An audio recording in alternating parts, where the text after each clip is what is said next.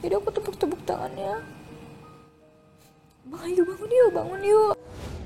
Ini mimpi gak sih gitu? Mimpi gak sih? Kalau mimpi kok sakit banget ya? Ya Allah, ini aku baru banget nemu kebahagiaan gitu. Zira gak mau bangun lagi. Zira mau mimpi aja. Kan cuma di mimpi Zira bisa ketemu Bang Amar.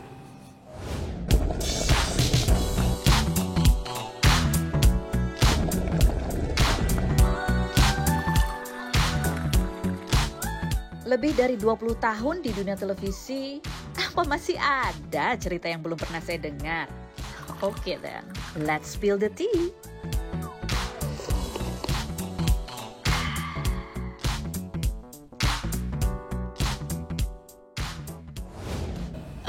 Spill the tea. Hai, hari ini aku Feni Rose akan berbincang-bincang dengan Nazira ya. Zira ini adalah istri dari almarhum Amr. Aku pernah wawancara Amr gitu ya beberapa kali, dan ya Amr itu orang yang sangat baik walaupun usianya lebih muda, tapi dia itu bisa gitu masuk ke semua orang tuh kayaknya gampang akrab. Dan aku pun datang ke pernikahan mereka itu di bulan Juni tanggal 10. Juni tahun lalu ya. Tahun lalu. Singkat sekali, dan kehidupan pernikahan yang kamu jalani itu 6 bulan? Ya, 6 bulan kurang dikit lah. Kurang dikit. Zira, Iya. cerita. Ini kan kamu udah lewat 100 hari ya. 100 hari makanya kamu sudah mulai keluar lagi gitu Zira ya. Menulis buku, dia launching buku, kemudian juga ada lagu yang dia ciptakan. Sekarang ini kalau ditanya, kamu itu gimana? Masih apa yang kamu rasain gitu kalau mengingat kepergian suami kamu? Untuk mengingat kepergian Bang Amr untuk saat ini udah nggak sepedih dulu Kak. Nggak sepedih dulu? Nggak sepedih 2 bulan yang lalu gitu. Kalau 2 bulan yang lalu ada temen aku datang aja, aku ngelihat dia, aku pasti udah berkaca-kaca, padahal aku belum ngomong, belum apa, aku pasti udah berkaca-kaca, udah sakit gitu. Ngelihat sesuatu hal yang berhubungan sama Bang Amr, ngelihatnya aja aku udah langsung kayak berkaca-kaca. Makanya pada saat itu aku hijrah, aku nggak di Azikra, aku ke rumah kakak aku, karena sangat sulit ternyata kita healing di sesuatu tempat yang itu adalah posisi luka kita kan di situ Kak. Kita kayak mau healing di situ nggak bisa, akhirnya kayak semakin menyakiti diri kan. Makanya aku hijrah ke rumah kakak aku. Rumah kakak kamu gitu. Jadi sekarang masih nangis? Kalau sekarang aku untuk mengingat Bang Amr mungkin nangis wajar ya Kak ya, karena masih kehitung baru 100 hari. Pada saat apa biasanya kamu masih nangis kalau keingat Bang Amr? Biasanya kalau lagi kangen. Malam-malam tuh malam-malam sendiri. Kalau lagi sendiri, kadang aku buka memori HP, lihat video-video kita, atau enggak aku biasa suka lihat history Instagram aku lihat-lihat. Kadang aku nangis kayak itu sisi-sisi kebersamaan aku sama beliau ada di situ gitu. Dan kadang aku tuh nggak mau ngelihat itu, tapi terkadang aku kangen. Jadi gimana nih caranya aku biar nggak kangen? Ya aku harus nangis. Kalau udah nangis kan aku ibaratkan ngerasa kayak udah rindu aku udah terluapkan gitu. Terus apa biasanya kamu bawa dalam doa? Aku pasti doa. Nggak ada cara lain soalnya Kak untuk menembus rindu aku ke Bang Amr selain doa sekarang. Mau ketemu nggak bisa, mau WhatsApp gak bisa. Aku tapi sering WhatsApp Bang Amr nyampe sekarang. Cerita apa? Terakhir kamu cerita apa? Terakhir aku cerita ke Solo kemarin. Aku bilang aku ketemu sama Kak Dinar, aku ketemu sama Kak Feni, aku bilang gitu. Perjalanan ke Solo aku juga ketemu sama Habib. Aku cerita aja. Aku cerita perjalanan ke Solo bahagia, aku bilang gitu. Jadi kemarin kita tuh baru pergi juga sama Zira ke Solo ya. Kita nemenin Zira ketemu sama Habib Novel. Iya. Habib Novel gitu ya. Terus banyak tuh petua-petua dari Habib ya gitu ya. Dan kayaknya kamu juga sebelumnya juga pernah datang juga ya ke Habib ya. Habib sama Bang Amr itu lumayan deket juga. Jadi Bang Amr itu memang pencinta habaib. Tapi ada satu guru yang sangat beliau cintai, ada namanya Habib apa namanya Habib Hasan Assegaf. Nah tapi bukan berarti Bang Amar gak mencintai habaib yang lain. Makanya beliau suka ke Habib Novel, ke Habib Syekh kayak gitu. Dan beliau Bang Amar ngenalin aku, jadi aku juga di para habaib juga dihargain. Terus kamu masih sering nangis malam-malam kalau lagi rindu. Apalagi yang bikin kamu masih suka nangis? Lihat bajunya? Lihat bajunya. Ada di rumah kamu bawa? Ada. Aku bawa kaos-kaosnya, aku bawa gamis-gamisnya. Bang Amar tuh suka pakai gamis putih, aku masih bawa semuanya. Jadi kan kalau gamis-gamis yang berwarna aku kasihin. Tapi untuk gamis-gamis putih enggak, aku masih simpen. Gitu. Masih kamu cium-ciumin aroma? Ada beberapa yang belum aku cuci sampai sekarang. Karena aku takut saat aku nyuci baju itu udah kayak sosok Bang Amar udah nggak ada gitu. Lebay sih sebenarnya. Nggak apa-apa. Cuman ya udah jorok juga sih. Padahal kan bisa dicuci, disemprotin parfum Bang Amar gitu. Cuman beda loh Kak. Karena udah bercampur sama keringat ya? Iya beda, yang udah bercampur keringatnya, udah aroma badannya tuh udah beda. Jadi gitu. kamu juga bawa tuh parfumnya Bang Amar? Semua parfum Bang Amar aku ambil. Masih kamu suka semprot-semprotin? Masih, di kasur atau enggak aku pakai. Kadang suka aku pakai. Ya untuk untuk ngeluapin rindu aja. Jadi Zira ini perjalanannya ya, ini dia tulis di buku ini. 172 days gitu ya. Ini aku begitu baca ini tuh kemarin betul-betul kayak oh iya ini Amar yang kita kenal gitu. Ini Amar yang lucu banget gitu. Dan aku baru tahu bahwa oh ya ampun Amar itu so sweet banget ya. Pada saat menikah dulu waktu aku datang gitu ya meliput pernikahan kalian gitu ya, atau Amar tuh mukanya happy banget gitu ya. Terus ya kita juga ikut seneng karena dia orangnya baik. Dan ketika Amar meninggal tuh ya di bulan November ya, 29. itu semua kaget. Jadi mereka tuh menjalani pernikahan hanya dalam tempo yang amat singkat, 6 bulan. Dan perjalanan cintanya itu juga luar biasa diceritakan di buku ini ya. Aku pikir tuh kalian tuh sempat ngobrol panjang apa gitu, ternyata enggak ya. Cuman ketemu gitu, kamu pengen kenal aja sama dia gitu, titip salam. Terus Amar lihat kamu gitu, terus ya itu komentarnya dia, bisa nggak ini disuruh pakai niqab aja, cantik banget kata dia. Gitu ya. Itu Bang Amar kayak gitu, gemes Bang Amar tuh ke kakak aku, Kak Bella, Ziranya pakai niqab aja, soalnya cantiknya cantik banget gitu. Ya ampun, dan kalau baca di buku ini ya, aduh, Masya Allah, ada sosok suami yang kayak Amar gitu, yang manis banget, so sweet banget. Cara dia bertutur itu juga kayaknya lembut sekali. Iya, Bang Amar gak pernah sekalipun kata yang nyakitin aku, nggak ada. Kalau kamu salah? Kalau aku salah aja tutur katanya dan timingnya tepat untuk ngomelin aku. Jadi ketika aku salah, aku nggak ngerasa kayak disalahin. Kayak misalnya gimana? Misalkan waktu itu aku salah waktu itu. Kan posisi aku udah menikah, tapi aku terlalu asik ngobrol sama orang lain, sama teman aku kayak gitu. Intinya aku ngecuekin Bang Amar. Dia bete tuh wajahnya. Aku tahu. terus tapi dia cuman sebentar doang betenya, terus langsung, "Dek, sholat yuk," begitu. Dia tuh pasti ngajaknya tuh setelah sholat. Oh, gitu. Karena ketika hati tenang, kan kita habis doa, dan emang Bang Amar itu setiap sholat asar atau sholat, kalau misalkan kita sering sholat jamaah tuh sholat asar, maghrib, subuh.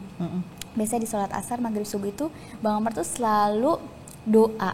Doanya itu, ya Allah, semoga istriku nih Nazira Safa yang cantik disehatkan selalu, kayak gitu-gitu. Jadi kan aku hawanya udah seneng, udah dibunga-bunga gitu. Tapi nih ya Allah, tadi istri saya tuh ada kesalahan nih dikit nih. Nah, Ade tahu nggak salahnya apa? Kayak gitu. Dia suka kayak gitu. Gitu. Terus karena suasana hati udah enak, jadi akhirnya ya iya ya maafin aku ya Bang, kayak gitu. Kan ada juga iya paham, kayak gitu. Akhirnya bukan berantem ya itu mah ya. Lebih kayak ngomong apa dia menyampaikan isi hati. Menyampaikan isi hatinya dan aku menerimanya dengan enak gitu. Kalau kamu sendiri kalau ada yang kamu nggak seret gitu? Malah aku yang lebih, kalau aku lebih ke kanak-kanakan mungkin ya, masih suka diem. Tapi Bang Amr tuh ngajarin aku untuk ayo kita selesaikan permasalahan dalam 1 hari gitu, jangan sampai berhari-hari. Nah ini kan buku yang ditulis oleh Zira ini masih dalam masa idahnya, ketika dia masih berduka. Dan ini kamu baru mampu menulis itu setelah? Aku jujur aku menulis buku ini tuh dari bab terakhir dulu. Bab rasa kehilangan aku dulu. Bab terakhir dulu yang kamu tulis? Yang aku tulis itu bab yang selamat jalan suamiku. Nah, selamat jalan suamiku itu adalah bab pertama yang aku tulis. Karena itu sesuatu hal yang sangat aku ingat. Ketika itu aku nulis ini dulu, terus aku kirim ke sahabat aku. Terus waktu itu aku kirim ke Syakir juga, terus kirim ke Kak Jeluvina. Awalnya tuh aku pengen ya udah aku cerita, mereka tulisin kayak gitu. Aku tadinya kayak gitu. Cuman mereka ternyata mengenal katanya tulisan aku berkarakter. Jadi mending lanjutkan dulu gitu. Akhirnya aku memutuskan untuk lanjutin novel gitu. Aku nulis dari hal yang menyakitkan dulu, biar feelingnya aku kerasa di situ. Baru dari seminggu dari setelah itu baru aku siap untuk memulai cerita dari awal. Pada saat kamu nulis ini, bab ini Selamat Jalan Sayang, gimana? Sambil malam-malam jam 3 subuh merumbai air mata, nangis depan laptop. Jadi itu aku lagi habis sholat malam. Terus yang tiba-tiba buka laptop aja habis sholat, karena nggak bisa tidur kan, awalnya kayak ngecek jadwal kuliah. Terus akhirnya buka Word, udah akhirnya aku umpamakan perasaan itu, sunyinya perasaan yang ada di hati aku ungkapin di situ semua, dan jadilah satu bab itu. Apa sih yang waktu itu kamu ingat pada malam itu? Pada malam itu kamu sempat disuruh pulang sama Bang Amr. Ya waktu pas jadi aku tuh kan ngejaga Bang Amr selama 2 hari. 2 hari gantian sama mama. Nah pas gantian sama mama itu, aku kan di rumah itu perasaan aku tuh cemas aja. Kayak aku ngechat ke Bang Amr. Chat aku itu 1 hari, intinya beberapa menit sebelum Bang Amr pergi, aku bilang gini. Ada chatnya, aku bilang, Bang kayaknya nggak bisa gini deh, kayaknya Ade udah nggak bisa jauh dari abang, boleh ya Ade temenin abang. Intinya aku minta tolong ke Bang Amr untuk aku lagi aja yang nemenin beliau, kayak gitu. Terus Bang Amr nelpon, nggak apa-apa sayang, dia bilang gitu, gantian dulu sama mama kan, abang kan dirawat masih lama nih, 10 hari ke depan, dia bilang gitu. Mama cuman 3 hari aja di sini, nanti lanjutnya Ade, dia bilang gitu. Udah bisa, iya bang, aku bilang gitu. Cuman memang perasaan aku pada saat itu cemas kayak pengen ada di sampingnya terus. Kayak gitu, aku nggak tahu tuh rasa cemasnya. Nah aku baru ngerasa cemas itu pas Bang Amr meninggal. Di situ aku pantesan aku 2 hari sebelum Bang Amr wafat tuh cemas banget, kayak pengen nangis aja hawanya. Masih udah sedih aja gitu. Iya rasanya tuh kayak sedih, berarti kok kayak aku ngaca aja kayak keluar air mata, kayak ini nangis kenapa gitu. Kenapa kok kayak sedih banget ya gitu, ada apa ya nanti. Kamu tidak menyangka bahwa sakitnya Bang Amr tuh parah? Enggak, orang maksudnya sama aku masih bercanda kak. Masih bercanda, masih kita kan bikin planning, ada di sini bikin planning pengen bikin acara syukuran nikah. Kita masih punya planning kok gitu. Jadi aku mikirnya oh ya udah setelah Bang Amr sembuh kita lanjutin planning kita kayak gitu. Dan tiba-tiba mama telepon. Iya. Abang di ICU. Terus tiba-tiba aku lagi cek rumah waktu itu sore-sore, telepon sama mama. Nak, kesini ya nak ke rumah sakit. Bang Amr masuk ICU, mau masuk ICU. Wah aku langsung kayak gemeteran. Aku bilang ke Bang Markis, bang kita ke rumah sakit. Aku bilang gitu, Bang Amr masuk ICU. Oh ya Allah, udah tuh kita ke rumah sakit. Di rumah sakit aku nggak bisa masuk karena belum ada hasil swab. Iya, hasil swab aku ketinggalan di rumah. Oh udah swab ketinggalan. Udah swab ketinggalan. Terus jadi aku waktu itu marah-marah. Pak, suami saya masuk ICU loh, dia bilang gitu. Saya takut, dia bilang gitu. Ya nggak bisa mbak, gini. Ya udah, akhirnya aku pulang lagi. Aku ambil, kan deket dari IMC ke rumah. Pas sampai tuh aku nggak sopan sih ya, tapi pada saat itu aku panik, jadi aku lempar doang ke tasnya, aku lari aja. Kesel waktu itu, aku lempar aja. Terus kamu lihat pada saat itu Bang Amar Dan lagi apa? di situ Bang Amar lagi duduk, tapi posisi beliau udah sangat sesak. Udah udah pakai Alat bantu. bukan alat bantu, Oksigen. Oksigen. Udah sesak deh, udah sesak banget. Aku duduk di sampingnya, dia senyum, adek, dia bilang gitu. Dia bilang maaf ya dek. Pokoknya setelah itu gak ada yang terucap dari mulutnya selain maaf sama terima kasih. Itu yang apa ya, kadang kalau malam suaranya itu ada di kuping aku, terima kasih sama maaf. Jadi apa yang bikin aku tuh bilang aku ikhlas, kadang aku bilang aku ikhlas, aku bener gak ya ikhlas? Kalau aku ikhlas kok aku masih sakit banget ya, aku bilang gitu. Bener gak sih aku ikhlas? Tapi kembali lagi, kayak apapun bentuk ikhlasnya butuh waktu untuk penerimaannya kak. Oh mungkin ini adalah waktu aku proses penerimaan aku. Jadi suara-suara Bang Amar, maafnya, terima kasih ya dek, terima kasih ya dek, kayak gitu. Terima kasih ya udah mau nikah sama abang. Sebelum meninggal juga kakak aku cerita, ngobrol empat mata, makasih ya Kak Bila udah ngizinin Amar nikah sama Zira. Jadi beliau itu udah mengucapkan semua terima kasihnya ke umi aku, ke kakak aku, termasuk ke mamahnya juga, ke aku berkali-kali. Kayak mungkin nih orang baik ya kak, jadi dia sempat meminta maaf dan terima kasih ke orang-orang yang dia sayang. Kayak ya Allah, aku tuh ngerasa kayak ya Allah, aku disayang banget ya sama Bang Amar. Bang Amar ngerasa beruntung banget ya punya aku gitu. Dan saat kamu bertemu Bang Amar duduk dan masih mengucapkan maaf dan terima kasih, sesudah itu berapa lama sampai akhirnya? Kita bercanda dulu kan, sama dokter nggak boleh tidur. Katanya, dek kalau misalkan abang ketiduran bangunin ya, tepuk-tepuk tangan abang gitu.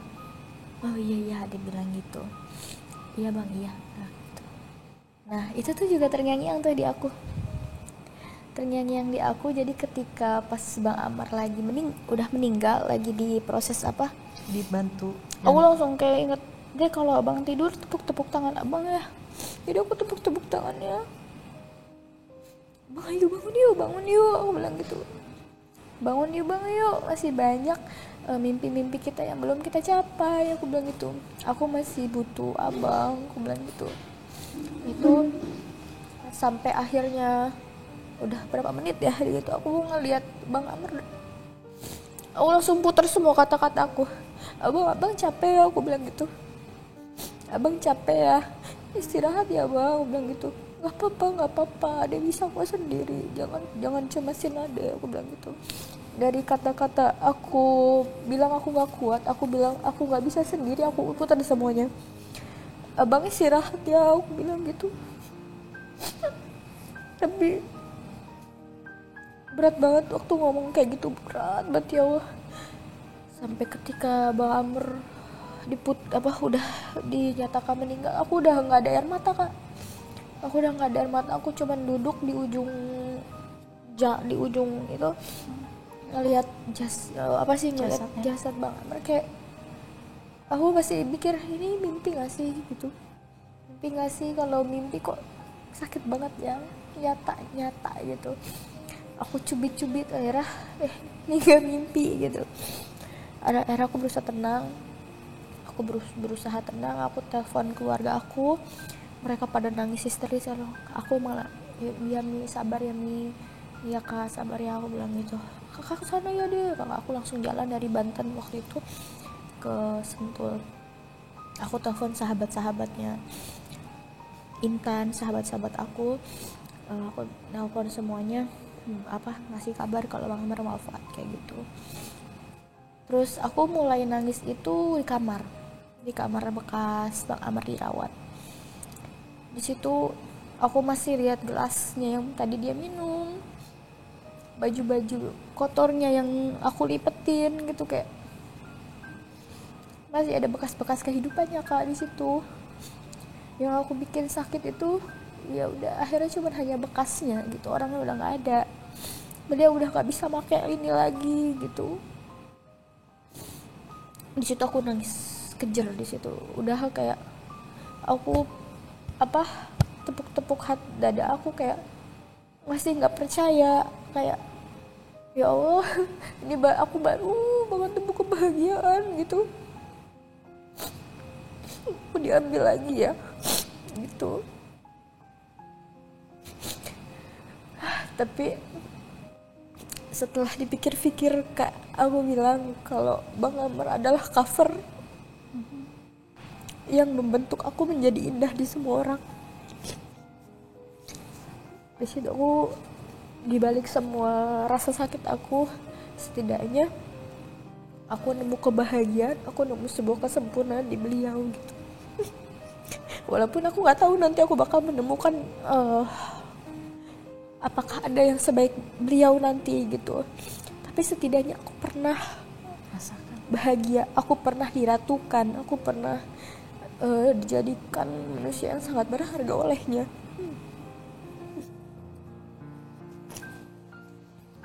Ini kalau baca di buku ini betul-betul ya yang diceritakan oleh Zira, itu aku betul-betul merasa wow, itu tadi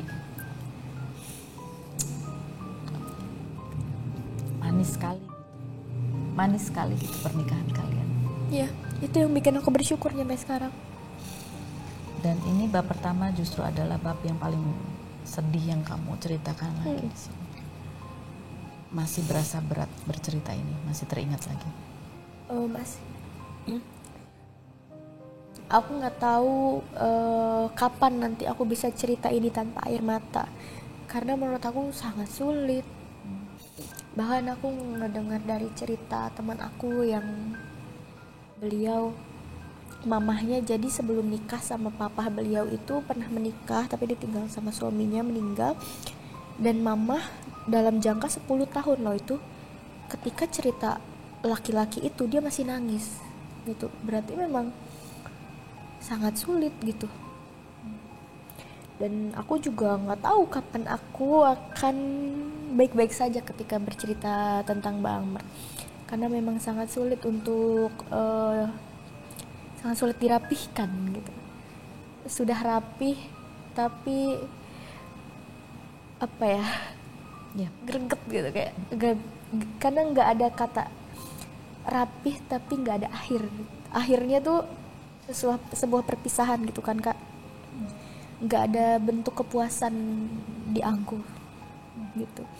Apa sih rencana-rencana yang sebetulnya masih kalian ingin capai gitu selain tadi merayakan syukuran pernikahan kalian di tempatnya Umi ya? Apalagi? Banyak Kak, aku sama Bang Amar tuh niat mau kuliah bareng di luar negeri. Kita udah nyusun planning, kita udah menghubungi orang-orang yang yang bisa membantu kita di sana kayak gitu. Waktu itu aku pengen kuliah di Mesir sama Bang Amar kayak gitu.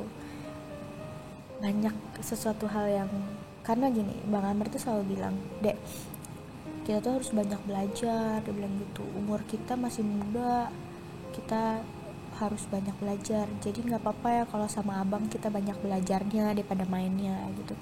Nggak apa-apa, aku malah suka kayak gitu, aku bilang gitu. Jadi kan aku waktu itu kuliah di psikologi, Bang Amar di di komunikasi Islam. Kita itu semester yang sama, intinya kita 2 semester lagi lulus gitu. Jadi kita niat menyelesaikan kuliah ini, jadi sekalian kita kerja, kita nabung, kita selesaiin kuliah di sini. Nah tabungan ini nanti untuk kita biaya hidup kita di luar negeri gitu. Kita mau kuliah bareng niatnya. Mama udah tahu niat kita, terus waktu itu kita ngobrol ini juga ke bukan ulama, ke guru-gurunya Bang Amr, karena Bang Amr juga kan minta bantuan ke guru-gurunya untuk akses ke sana nanti kayak gitu. Mendukung banget, mamah juga, ya Allah nah iya nah mamah dukung banget waktu itu. Cuman ya Ada nggak sih rencana Allah. kata-kata yang sebenarnya masih ingin kamu sampaikan langsung pada saat itu sebelum Bang Amr meninggal yang belum sempat terucap? Ada yang kemarin itu, yang aku bilang Bang Amr tuh banyak banget ngomong makasih dan minta maaf.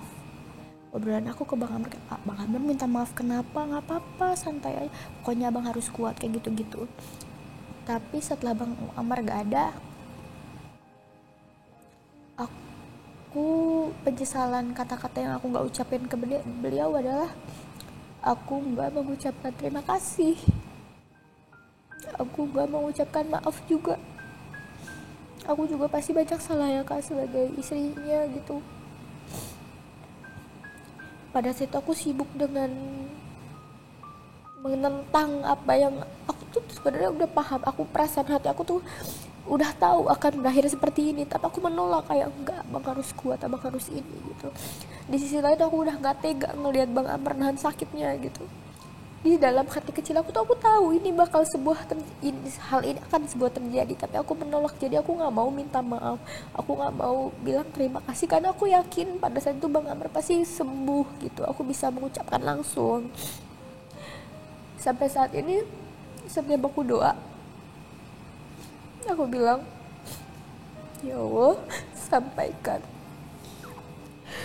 terima kasihku, sampaikan pesan maafku untuk suamiku, terima kasih. Makanya dalam buku ini Bang Amar tuh selalu ngomong makasih dan minta maaf, tapi aku jarang banget untuk ngomong minta maaf dan terima kasih ke beliau gitu. Kalau misalkan bisa pada saat aku ngomong kayak gitu, pengen banget aku bilang makasih lagi ke beliau, pengen banget aku bilang maaf belum bisa jadi istri yang baik buat beliau gitu. Tapi kembali lagi udah nggak bisa. Tapi setidaknya aku udah minta maaf dan terima kasih lewat doa. Ada saat lagi yang kamu rasakan berat pada proses kamu berduka ini adalah kamu sempat pingsan katanya. Iya. Karena kamu lupa bahwa kamu tuh nggak makan 3 hari. Sampai berat badan turun. Ya aku berat badan turun drastis sampai sekarang. Berapa kilo dalam berapa hari?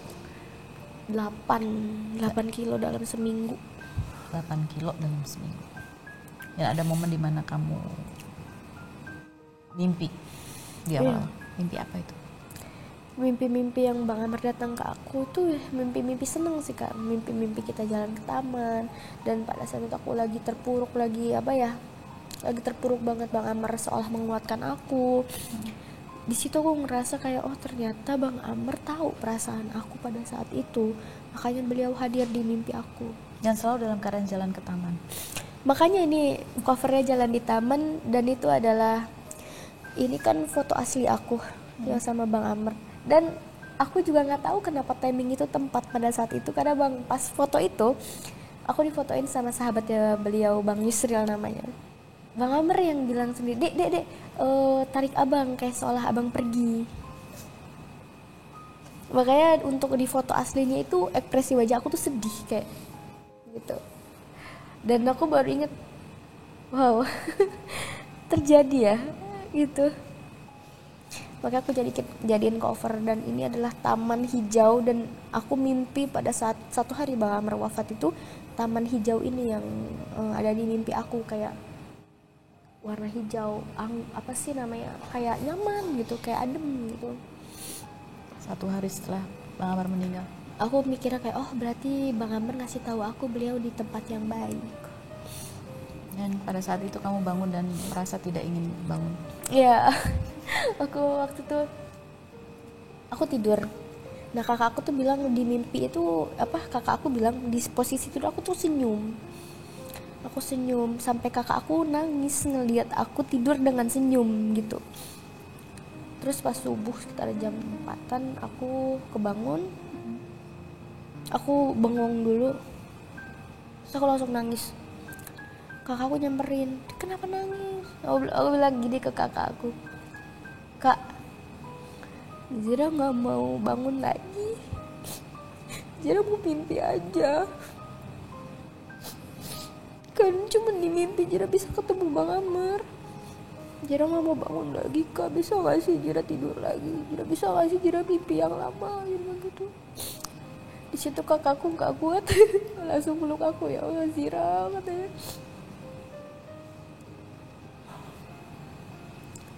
Kadang pada saat itu 1 hari setelah Bang Amar itu bener-bener hampa banget, kayak aku udah nggak ada tujuan, Kak, udah kayak bingung, aku harus kayak gimana ya, besok aku harus kayak gimana ya. Bahkan selama aku proses idah aja aku kerasa melewati 1 hari itu sangat lama banget, kayak mungkin orang mikir cepet ya, gak kerasa ya 100 hari aja gitu. Buat kamu lama. Buat aku itu lama banget untuk mengobati, dan hari ke demi hari itu sebuah proses yang panjang gitu, sampai aku harus konsultasi ke psikologi karena aku sadar aku gak bisa ngebedahin sendiri. Dan terlebih aku juga kan anak jurusan psikologi, aku paham bagaimana aku harus menuntaskan rasa sedih aku secara positif. Jadi aku mulai sesi ke psikologi untuk lebih Bisa melewati proses ini dengan kesedihan. baik gitu. Jadi kamu merasa sekarang kamu ada di tahap apa? Saat ini aku masih di proses penerimaan, Kak. Masih di proses penerimaan. Masih. Karena proses penerimaan sebuah proses ikhlas itu kan ada penerimaan. Tapi ada penerimaan yang positif, ada yang negatif, dan alhamdulillah aku positif gitu. Jadi memang gak mudah untuk melupakan orang. Ini yang menarik juga tentang taman gitu ya. Ini di buku ini Zira juga bercerita di, kalau tidak salah, di bab judul Air Mata Pertama Kami. Yang pada saat dia sedih, kemudian Bang Amar menghiburnya adalah dengan mengajak kamu ke Taman Surga. Taman Surga. Apa itu Taman Surga? Baca bukunya. Baca bukunya. Baca Ini bukunya. luar biasa, Pak. Saya pun dengan membaca buku ini tuh kayak, wow, indah sekali ya. Kamu menggambarkan kebersamaan kamu dengan Bang Amar itu seperti apa? Kebersamaan aku sama Bang Amar itu jalan buntu. Jalan buntu tapi indah. Nggak ada jalan yang lain. Kayak karena memang udah nggak ada jalan untuk bersama ya, Kak. Tapi jalan buntu itu bukan berarti aku nggak ada jalan lain, aku bisa ke kanan bisa ke kiri kayak gitu. Tapi itu adalah jalan yang sudah selesai gitu. Iya, jalan yang sudah selesai. Sedihnya. Nah, pada saat Air Mata Pertama Kami ini, di dalam bab-bab ini lagi, bab mana lagi yang sulit kamu tulis? Bab yang aku harus menceritakan kalau aku pernah keguguran. Di situ ada. Sebenarnya aku niatnya tuh nggak mau ngasih tahu sama sekali. Cuman aku pikir harus ada karena untuk jadi pembelajaran yang lain juga. Jadi aku sempat hamil, Kak, waktu di bulan kedua Pernikahan. bulan kedua pernikahan aku sempat hamil. Dan pada saat itu kita ya kan masih 2 minggu, takut kena angin waktu itu, jadi kita jangan ngomong-ngomong dulu ya. Tapi memang sudah bukan rezekinya ya, Kak. Aku juga kalau masalah hamil itu kalau sekarang gitu ya, aku pikir misalkan aku nggak keguguran pada saat itu dan posisi aku Bang Amar wafat, berarti kan mungkin kalau aku hamil posisi aku udah 7 bulan mau melahirkan gitu kan. Aku kebayang seberat apa aku kalau misalkan aku hamil tanpa suami, mendidik anak tanpa suami itu mungkin lebih berat untuk aku. Sekarang aja aku merasa kalau aku nggak punya iman aku bisa gila gitu loh. Gimana nanti, gimana kalau misalkan aku punya anak gitu, aku bukannya. Tapi kamu kebayang bahwa itu akan lebih berat, lebih sedih, Iya. lebih banyak Bener. kenangan lagi seandainya gitu ya. Kayak gitu. Tapi aku yakin apapun jalannya, aku yakin itu yang terbaik. Ini kamu di sini bercerita kamu menghadapi keguguran itu juga cukup berat, kamu sampai jatuh sakit. Sampai jatuh sakit. Iya, aku setelah itu aku jadi kayak, Dan kamu sempat marah. iya, heeh. Aku bukan marah sih, aku lebih kayak nggak tega. Bang Amr tuh excited banget waktu itu. Dan ketika keguguran, aku nggak tega natap wajah Bang Amr. Jadi akhirnya aku marah, bukan ke Bang Amr, aku marah ke diriku sendiri pada saat itu, cuman imbasnya ke Bang Amr. Kenapa kamu marah sama dirimu sendiri? Ngerasa kayak, ya kadang-kadang kita perempuan ya kak, aku tuh kadang udah isi belum, banyak yang nanyakan kayak gitu kan, udah isi belum, udah ini belum, kayak gitu-gitu, itu berat buat aku. Terus ketika kita ada sesuatu yang alhamdulillah gitu, terus tiba-tiba kayak dikelarin lagi, itu berat banget, kayak ngerasa kayak kok gini sih gitu. Kayak aku nyalahin diri aku sendiri, kayak kayaknya aku kurang ini nih, kurang effort nih, kurang ini nih, kurang ini, kayak gitu. Makanya kenapa coba aku ngebawa stres kayak gitu-gitu, akhirnya aku nyalahin diri sendiri. Kamu stres kenapa? Ya pada saat itu ada cukup masalah yang kompleks ya kak, di eksternal antara aku sama Bang Mer gitu, dari luar antara aku sama Di Bang lingkungan. Mer. Itu berat banget untuk aku pada saat itu. Aku baru masuk ke dunia ini, Dunia public figure. iya, dunia public figure, dan langsung banyak sesuatu hal yang tidak enak, kata-kata yang tidak enak, hujatan, cacian kayak gitu. Itu berat banget untuk aku pada saat itu. Itu diarahkan juga ke kamu? Iya. Ke Bang Amr juga? Kamu cerita itu ke Bang Amr? Iya, aku cerita. Bang Amr tuh selalu menguatkan aku, dan aku pun akhirnya menguatkan beliau gitu. Kita kadang pelukan bareng, saling menguatkan kayak gitu. Itu berat untuk aku pada saat itu, karena ya namanya juga hidup di sosial media ya kak. Aku paham, aku harus menerimanya, aku paham. Cuman mungkin pada saat itu timingnya kurang tepat. Yang kamu rasakan apa ketika membaca komentar netizen? Marah, takut, sedih? Sakit doang sih, aku nggak marah karena aku juga nggak tahu orang yang ngehujat aku siapa gitu. Tapi aku sedih, kok bisa-bisanya ya gitu. Mereka kan taunya hanya dari sosial media, kok bisa ya dengan mengatakan hal-hal yang tidak baik gitu ke orang lain. Aku mikirnya kayak gitu, sakit banget ya. Kamu dibilang apa? Sumpahin waktu itu. Disumpah-sumpahin kayak gitulah pokoknya ya, disumpah-sumpahin sesuatu hal yang gak enak lah kak buat aku. Dan itu kamu kepikiran, stres? Pikiran banget. Dan kamu merasa bahwa kamu keguguran karena itu? Dan kamu menyalahkan dirimu sendiri? Kayak ya pada saat itu aku nyalain di sini, makanya tuh aku nggak kuat ngeliat wajah Bang Amr pada saat itu. Sakit. Karena kalian sempat bikin kayak di aplikasi ya, wajah kamu, wajah Bang Amr, anaknya kayak apa gitu. Masih kamu simpan? Masih. Dan masih ada di IG Bang Amr, aku nggak hapus. Jadi IG Bang Amr biarin aja seperti itu. Itu adalah bab yang sulit juga yang kamu tulis. Ini bab keberapa yang kamu tulis? Itu jadi aku tuh nyusunnya itu sebenarnya acak sih kak. Dari semua cerita, aku kadang misalkan hari ini aku nyerita nikah, terus nanti aku misalkan hari ini mau nyerita apa dulu, nanti aku tinggal kayak baca lagi yang ini, oh nanti aku nyatuin yang ini, kayak gitu aja. Akhirnya nanti kan disusunnya dimulai dari hari pernikahan kita, nanti kayak ada flashback aku dulu kayak gitu-gitu. Ada yang belum sanggup kamu tulis di buku ini? Banyak.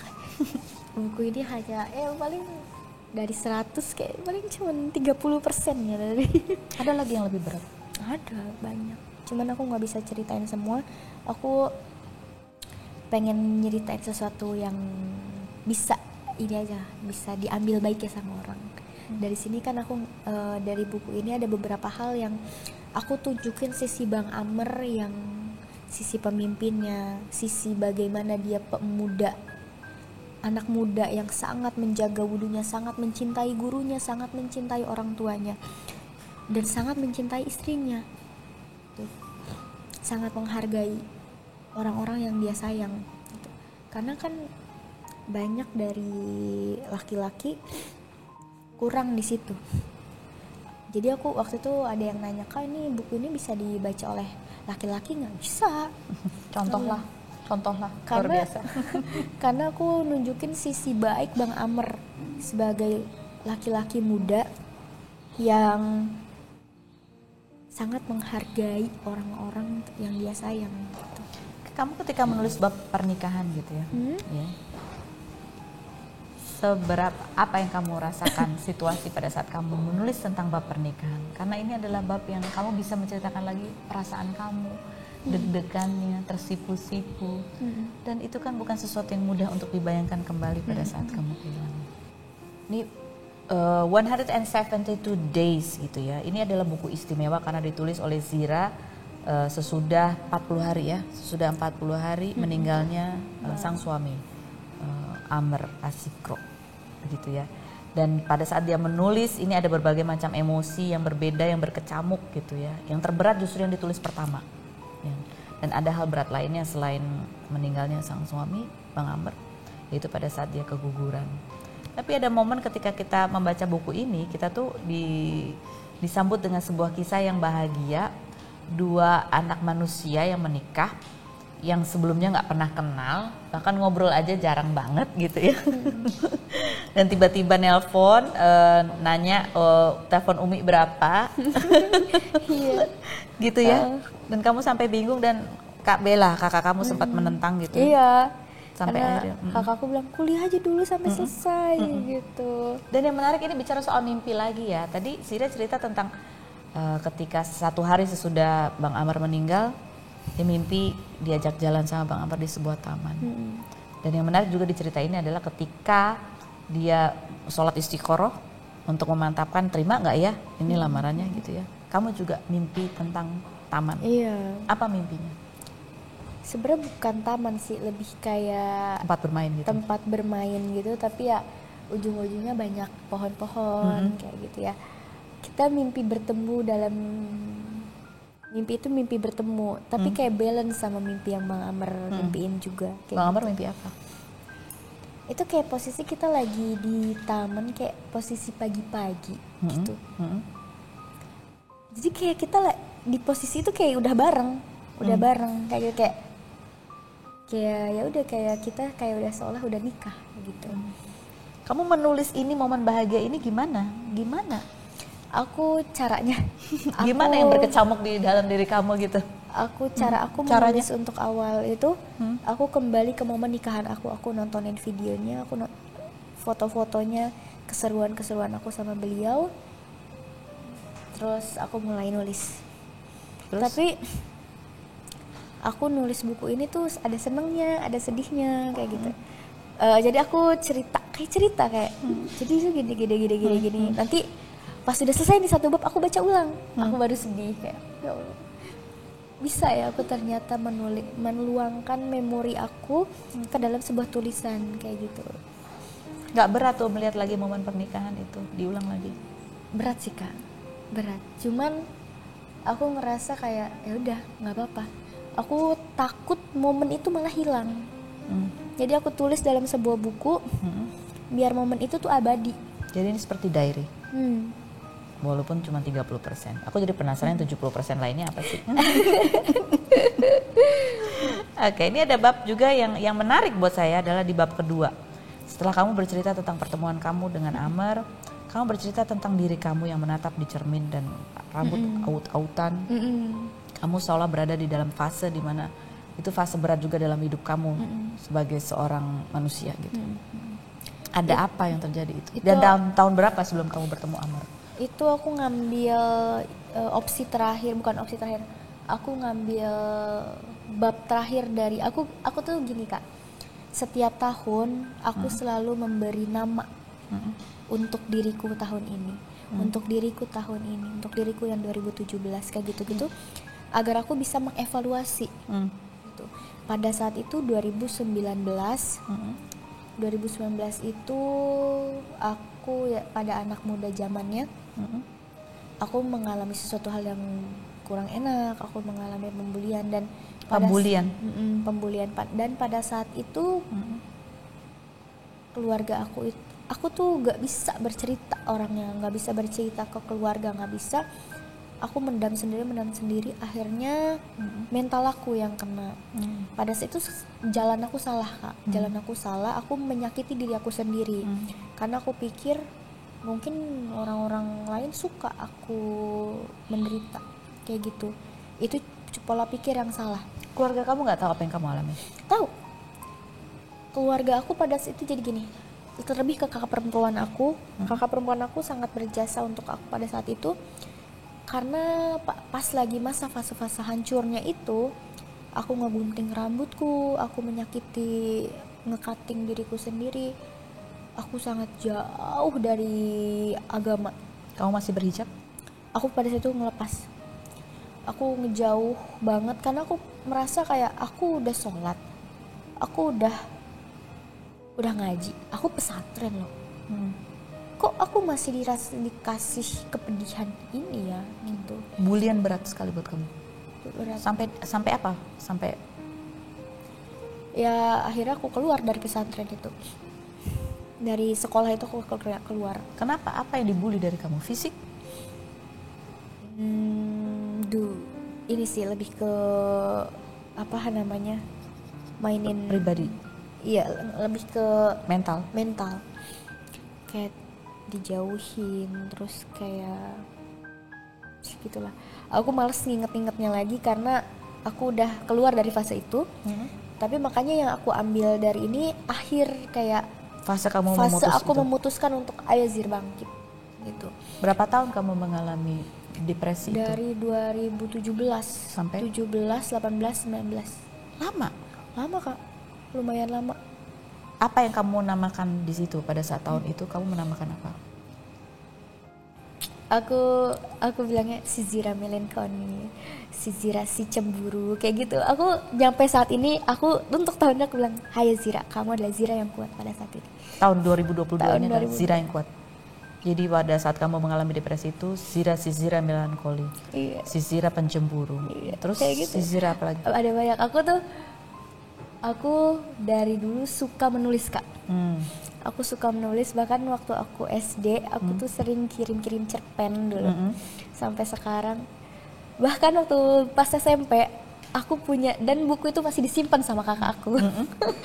Buku tebal, itu isinya itu adalah cerita keseharian aku waktu menjadi santri. Dan mungkin kalau misalkan aku novelin lucu ya juga itu. Ya. Mungkin next nanti ya.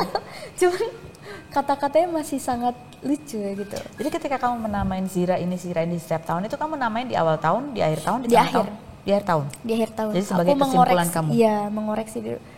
Tahun ini tuh aku ngapain aja gini-gini. Tahun ini kayak 2021 kamu menamai untuk 2021. si Zira yang penuh kehilangan. Karena memang 2021 ya aku nggak bisa ceritain banyak hal, sesuatu yang hilang dari hidup aku gitu, termasuk Bang Amer kayak gitu. Makanya aku bilang 2021 adalah sesuatu hal yang banyak banget, sesuatu yang aku sayang menghilang gitu di 12 bulan itu. Iya, dari sahabat, dari suami. Kadang kan kita tuh orang butuh sahabat ya Kak. Waktu aku punya sahabat deket banget, cuman aku harus kehilangan beliau karena ya aku nggak tahu. Tapi dia masih hidup. Dia masih hidup, cuman lebih ke hilang dari kehidupan kamu. Iya, kayak gitu.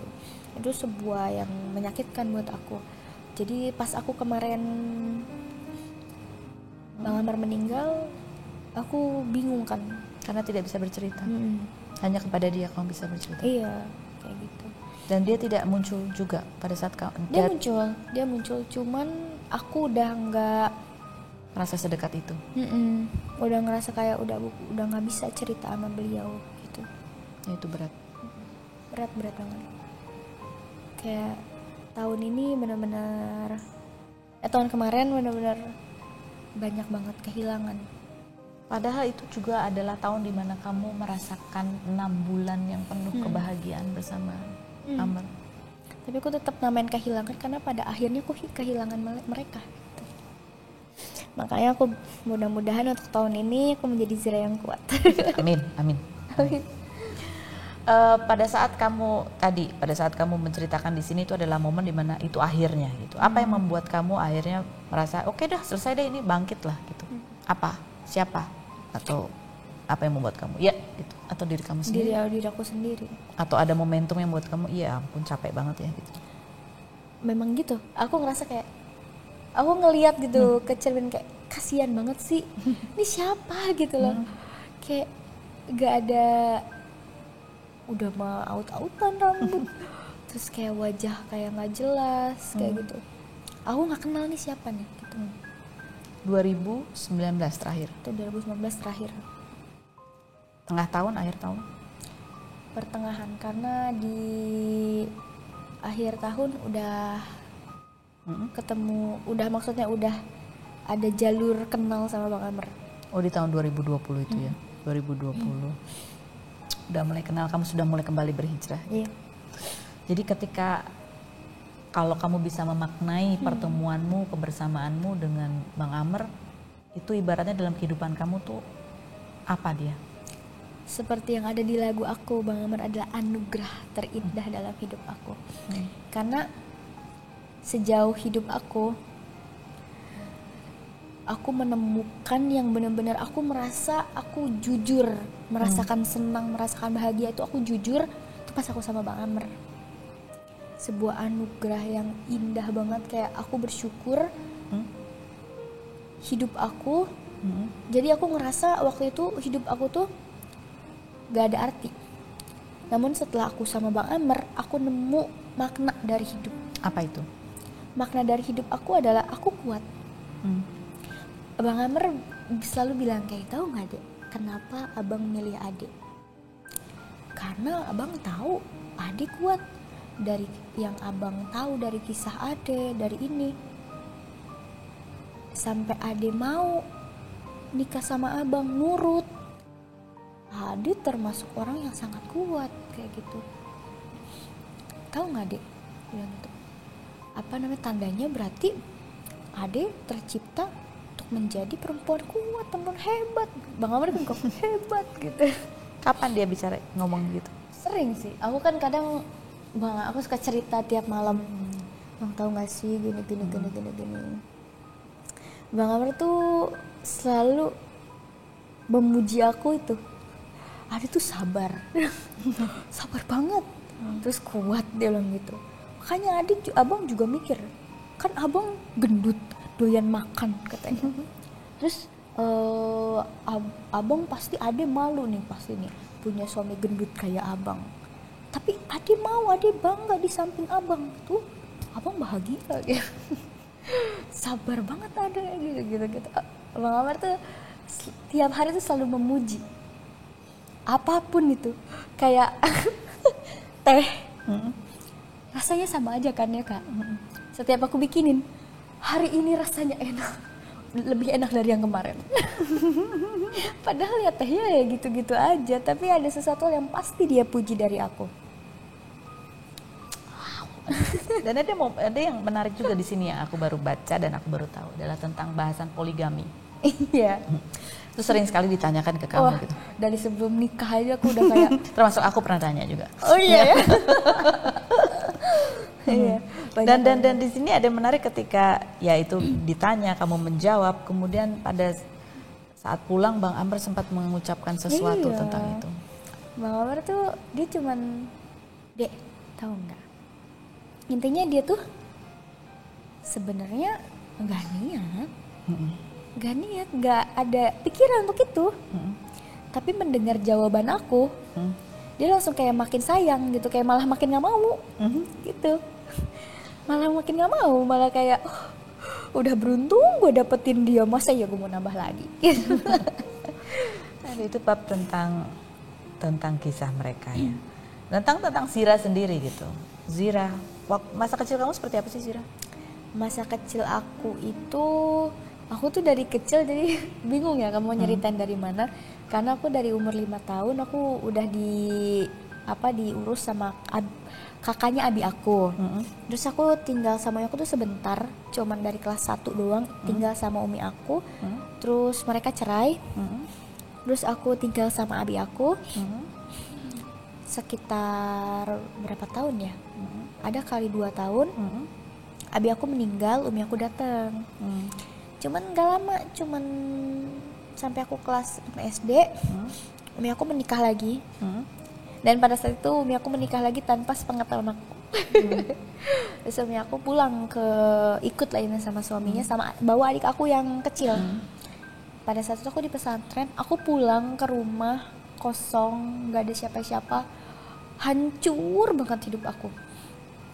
Aku nggak ada rumah pada situ. Jadi waktu aku di pesantren, setiap aku pulang dari pesantren tuh aku luntang-lantung kayak ke rumah saudara-saudara aku, kayak gitu. Kayak nggak punya rumah gitu jadinya. Iya, jadinya itu yang bikin aku kuat sampai sekarang, mungkin karena masa kecil aku keras, Kak.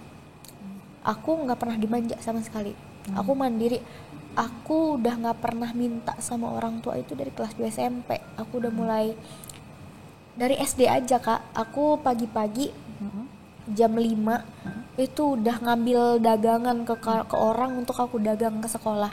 Dan itu pada itu masih ada umi aku bahagia banget kayak. Jadi aku udah mandiri sejak kecil, udah tertuntut dewasa sejak kecil. Jadi kembali lagi ketika aku menghadapi sesuatu hal yang seperti ini, Allah mungkin udah nyiapin aku. Bersama Kak Bella sejak kapan? Bersama Kak Bella tuh kelas 2 SMA kayak. Kelas 2 SMA. Sudah sebesar itu? Jadi kamu dibesarkan sempat sama kakaknya abi kamu, Kak Abi, sempat sama umi kamu, terus pisah di pesantren, pulang nggak ada tempat. Kakak Bella di mana? Kak Bella pun mengalami hal yang sama kayak aku gitu. Kita sama-sama mencari jati diri, sama-sama luntang-lantung, sama-sama akhirnya kami saling menemukan. Di usia berapa? Waktu itu kakakku udah menikah, udah punya anak 1.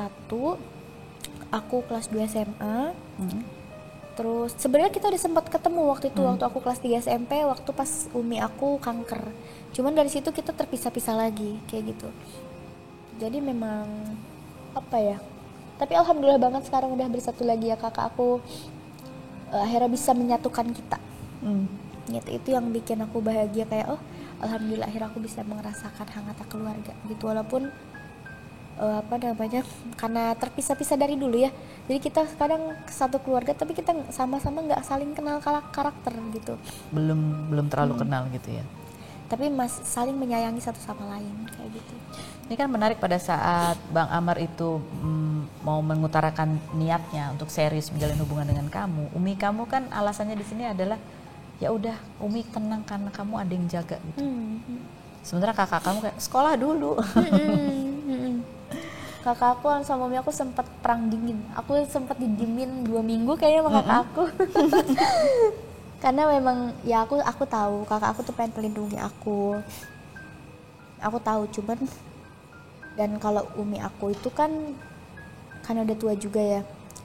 Karena aku juga kan anak perempuan terakhir. Jadi mungkin umi aku mikir kalau aku menikah, aku ada yang jagain gitu. Dan otomatis kehormatan aku pun dijaga gitu kan. Jadinya sempet, cuman kalau kakak aku, lah kamu masih muda, kamu harus puasin dulu masa muda kamu gini-gini. Kakakku tuh bilang, kamu tuh udah tertekan dari kecil, kamu takutnya menikah malah tertekan gitu. Kakak nggak mau kamu terbelenggu gitu. Cuman pada akhirnya alhamdulillah aku menemukan Bang Amar, sama sekali nggak ngerasa terbelenggu, malah aku merasakan sebuah kehidupan yang istimewa selama 6 bulan. Selama 6 bulan itu. Makanya Kak Bella nggak pernah nyesel menikahkan aku sama Bang Amar. Setelah Bang Amar meninggal, apa tempat yang kamu sebut sebagai rumah?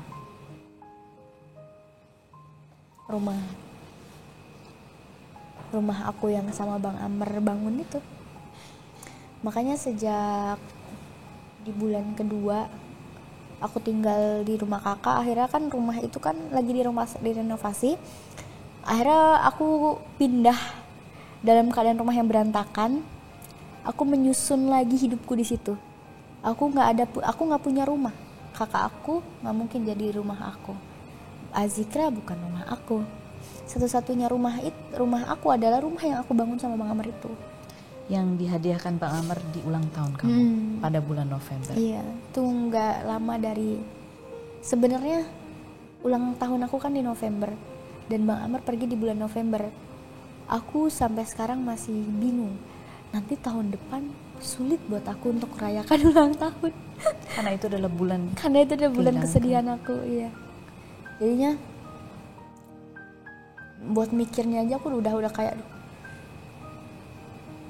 mungkin udah nggak ada senyum lagi untuk ulang tahun aku ke depannya kayak gitu. Aku mikirnya kayak gitu. Mudah-mudahan masih ada senyum. Amin. Hadiah rumah dari Bang Amr di bulan ulang tahun kamu itu. Iya. Gimana kamu ketika diajak, ini rumah kita? Kaget kayak kakak aku aja dibeliin rumah setelah 2 tahun nikah gitu. Ini aku baru gitu. Bang Amr bilang apa? Bang Amr ngomongnya ini buat Ade, hadiah buat Ade. Nanti pokoknya biar Ade ngerasa puas, Ade reka-reka nih rumah ini. Pokoknya ini rumah Ade, abang menumpang. Pokoknya terserah Ade. Dia tahu bahwa masa kecil kamu bingung pulang kemana. Tahu. Dan dia hadiahkan rumah itu. Baru 5 bulan kalian menikah. Iya. Baik banget ya. Banget. Sisi bersyukur aku di situ. Berkali-kali aku bersyukur. Kamu sering cerita ini masa kecil kamu, masa berat kamu ke Amr? Sering.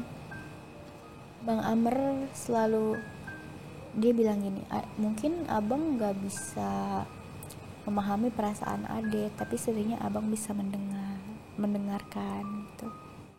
Kadang dia suka, ya Allah, dia suka gini, langsung kayak dia meluk aku kayak kasihan banget tuh bini gua. Gitu. Tapi Ade kuat loh, dia suka, tapi Ade hebat loh. Nih ya, kalau misalkan Ade pada saat itu masuk ke dunia yang gelap, gelap mungkin gak bakal ketemu abang. Gitu. Ya, alhamdulillah Ade tuh ada di pinggir jurang, tapi Ade nggak berusaha jatuh, dia bilang gitu. Dan mereka ini kan nggak pacaran ya, pacarannya setelah menikah. Iya, jadi semua cerita itu keluar di dalam pernikahan. Di dalam pernikahan.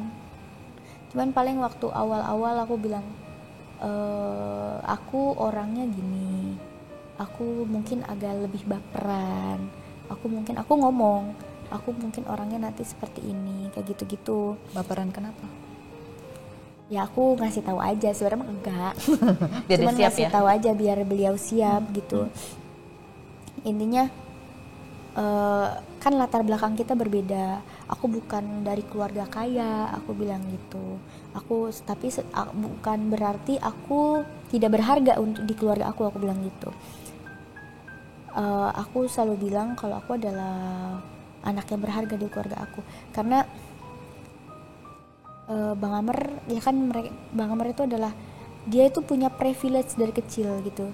Beda sama aku yang ibaratkan merih bahasa Sunda nama. Harus survive dari kecil. Iya, survive dari kecil. Jadi latar belakang kita beda.